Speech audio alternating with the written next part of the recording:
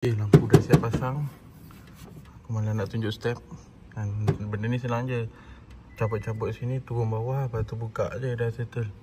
Okay.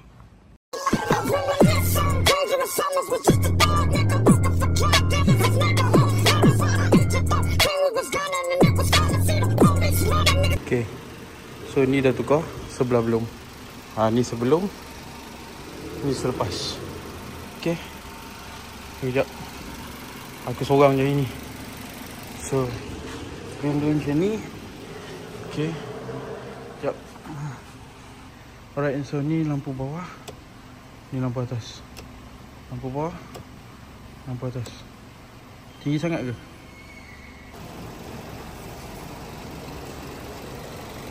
Tinggi sangat ni aku rasa.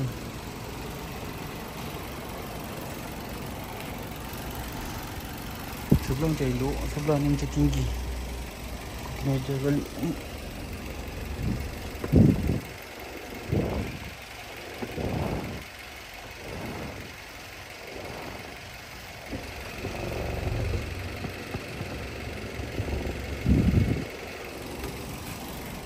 Tinggi ke? Tinggi sangat ke? Okay, lampu seterusnya aku nak tukar yang kat dalam ni. Ni belah bawah ni. So satu lagi nak kena cabut ni. Dia biasa kena pakai pelajar, tapi kita try je. Okay. So kerja ni memang rumit sikit. Okay, bahagian dah cabut. Buka dua skru ni je. Lepas tu tarik. Dah terbuka. Yang kita nak tukar ni lampu dalam ni. Dua ni. Ni dengan ni. Okay.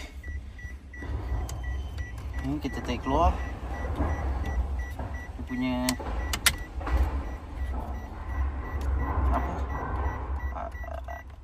dia punya sebar punya color.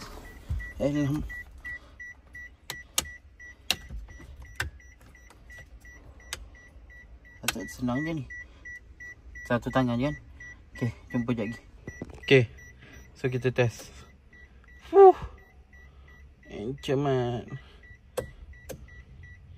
Encam. Okay, lepas tu pasang dia punya yang ni balik. Pasang dia ni punya balik. Okay, pastikan kedudukan dia betul. Okay. Ini untuk dia menyebarkan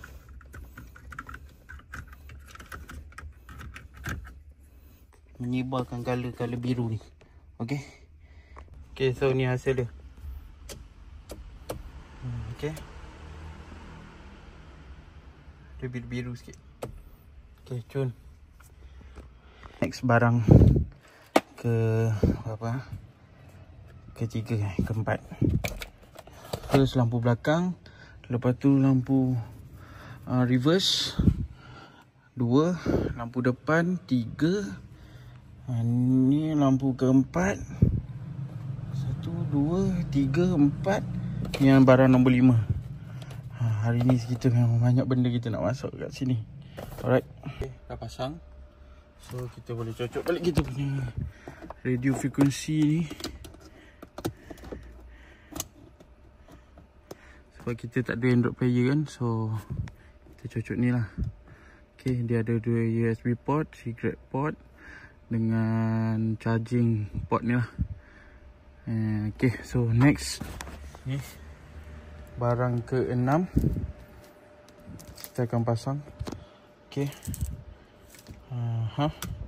So stay tune. Barang ni aku memang jelah aku seorang-seorang je. Tak ada kamera, stand semua tak ada. So ni barang ke-6 lah nak pasang. Okay. So nanti kita tunggukan hasil dia. Okay, so ni hasil dia.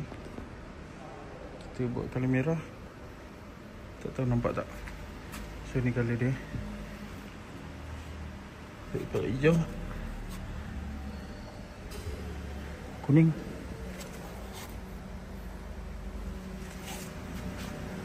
Kuning. Kita buat warna purple. Dia detect tak detect lah. Pundik lah. Okay, ni warna purple. Tapi aku rasa aku nak stick warna ke biru-biru sikit.